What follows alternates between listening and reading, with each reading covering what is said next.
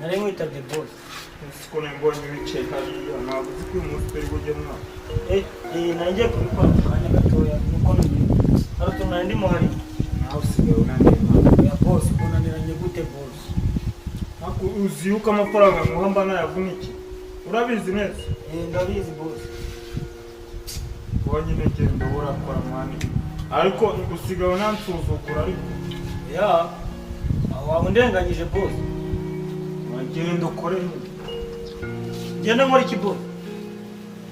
uza amasafuriya nese naguhamagara. Nese kugira ugenda ukore mu Amasafuriya yarogeje. Narangije kuyoza kare mu gitondo cyaka. genda uneke ubugari. Ubugari. Ifu yarashije.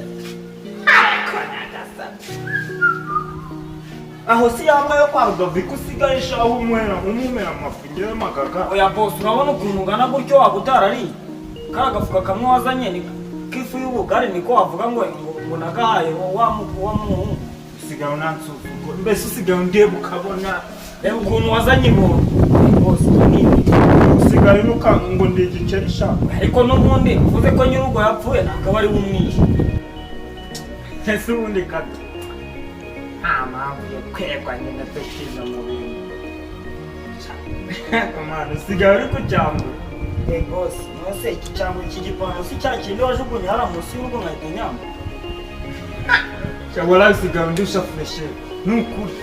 Arega nyine nawe mbona kwitayeho neza urabona wazanye n'ubudigi. Mbese sha usigaye utsapa ngewe ukangaburira nkajya gusafura. Ugomba no kuzana ubudigi nyine nanjye mwambara neza. Ndaje mwite nka mama wawe. Gobura nimba yarashize genda ukuri bijumba mane nabyo nyine subizi. Ego boss ndabikora. Sawa.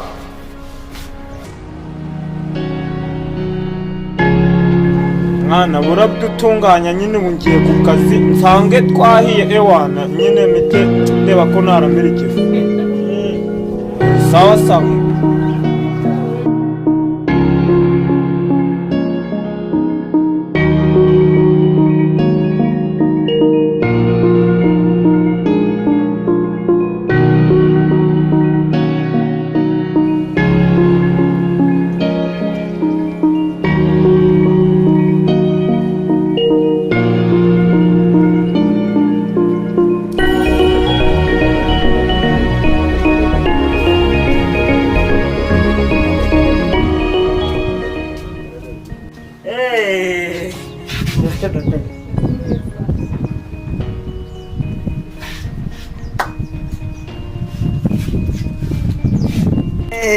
Musi wambaye neza ratabe. Igashura.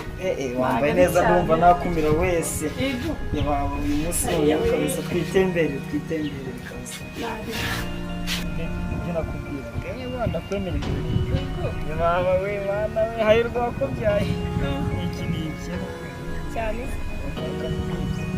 Buriya rero mu bakobwa bose ndakwemera kasa.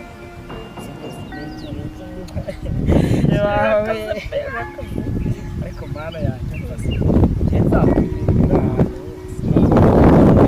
kwiremera kuko ntabwo ndi imana kuko n'ubundi usanzwe Merci beaucoup.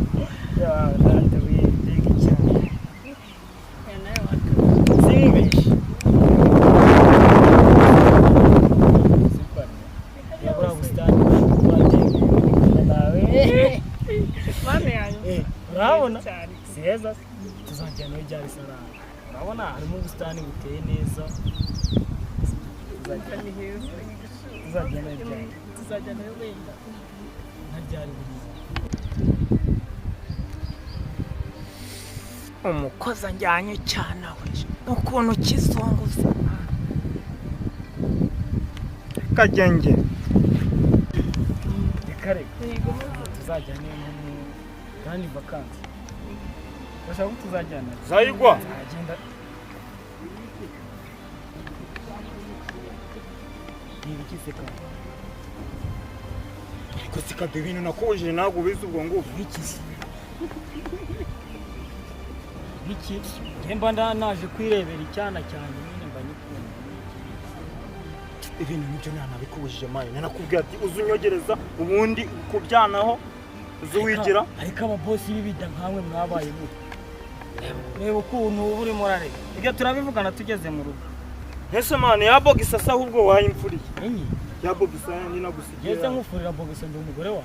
hey ndi naraye ndotemo ntabwo yizi yayindi kakanda nyumvira be umuntu w'umugabo aratinyuka akavuga impande y'umubebi ngo bogisa yaraye sikurota hari ibintu bikaze ahubwo rata bebe naraye nkurose waraye ngo twagiye Gisenyi pembeni. wageze ote boss nubwo uri boss naguceka mukasa amezi abiri iryo jambo guceka imbere ya bebe nushaka unkata umwaka kugira ngo ubyemere neza.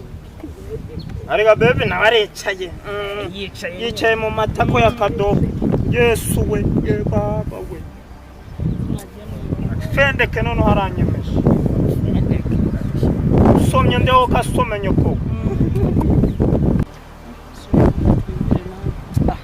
Boss nabo ntabwo bakeneye n'undi batagira discipline.